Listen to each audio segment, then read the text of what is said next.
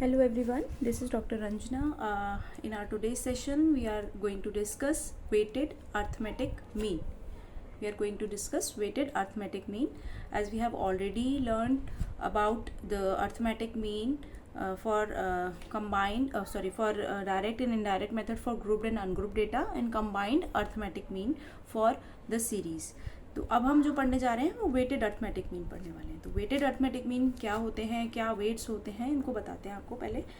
तो जो simple arithmetic mean होता है, कई बार हम जब कैलकुलेट करते हैं तो हम देखते हैं कि ऑब्जर्वेशंस को इक्वल वेटेज दिया गया है.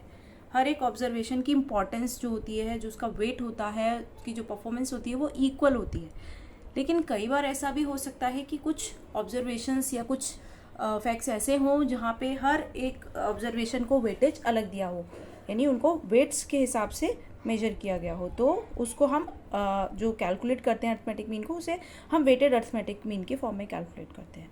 जैसे कि ग्रुप फ्रीक्वेंसी डेटा में हम देखते हैं कि हर एक ऑब्जर्वेशन की जो वैल्यू होती है वो उसके साथ उसकी एक अटैच्ड फ्रीक्वेंसी होती है. तो उस फ्रीक्वेंसी को ही हम एक तरह से वेट मान लेते हैं. तो यहाँ पे हम कुछ वेटेड अर्थमेटिक मीन का फॉर्मूला भी उसी तरीके से लिख रहे हैं.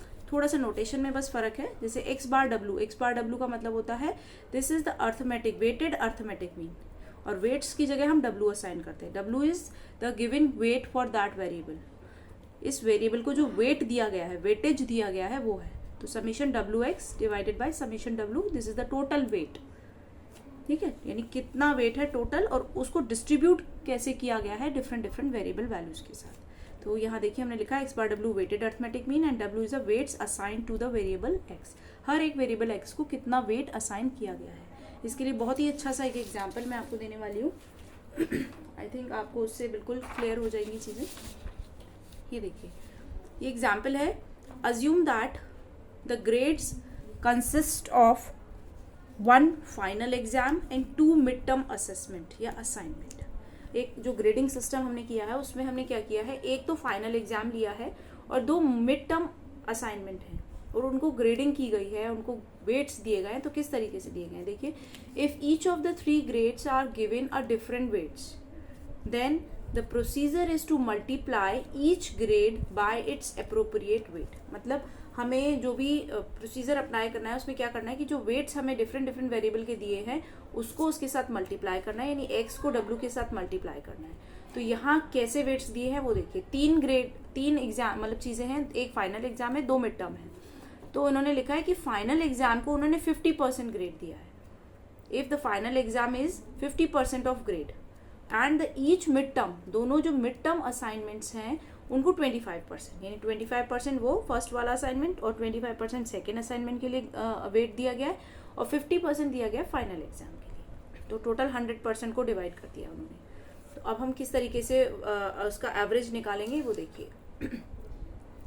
Weighted arithmetic mean is equal to summation W X divided by summation W. This is the formula, यानी W1 x1 plus W2 x2 plus W3 x3, because we have 3 variable like की final exam, mid term, 2 mid terms.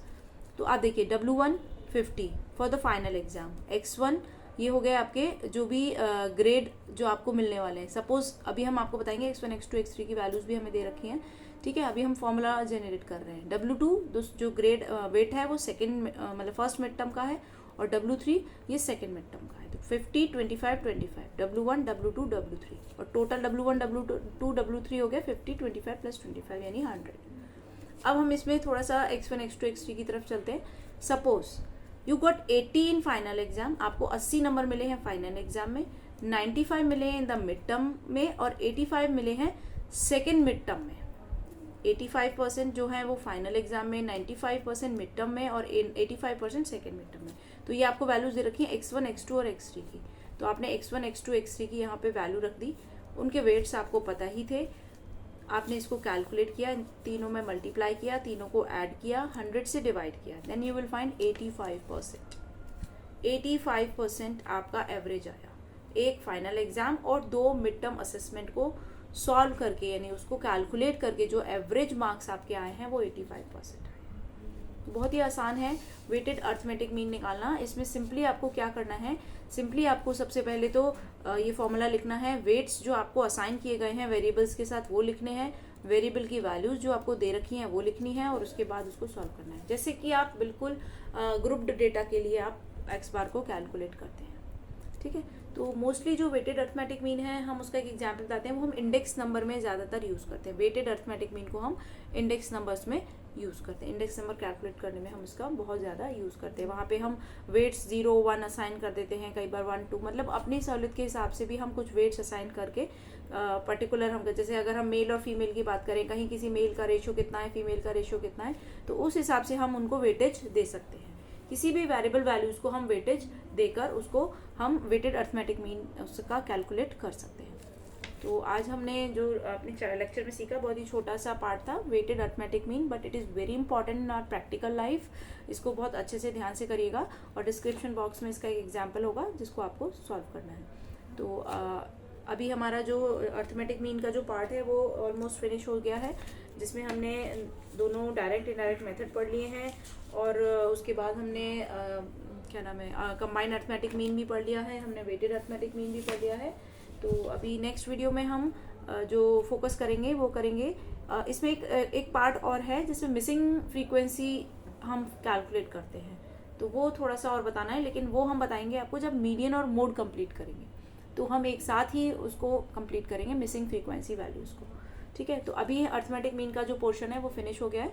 तो next video जो हमारा होगा वो हमारा होगा major central tendency का सेकेंड इंपॉर्टेंट मेजर मीडियन के बारे में हम डिस्कस करेंगे, और मीडियन भी ग्रुप्ड और अनग्रुप्ड दोनों डेटा के साथ हम शुरू करेंगे। ठीक है, तो जब तक आप इसको कंप्लीट करिए, बहुत अच्छे से इसको समझिए, वीडियो देखिए, समझिए, नहीं कुछ भी क्लियर होता है तो आप कमेंट बॉक्स में लिख सकते हैं, आप उसे डिस्कस कर सकते हैं, जिससे हम आपको और भी ज़्यादा उसको क्लियर कर सकें। अगर वीडियो पसंद आए तो लाइक शेयर करिए, सब्सक्राइब करिए for regular update. Thank you so much.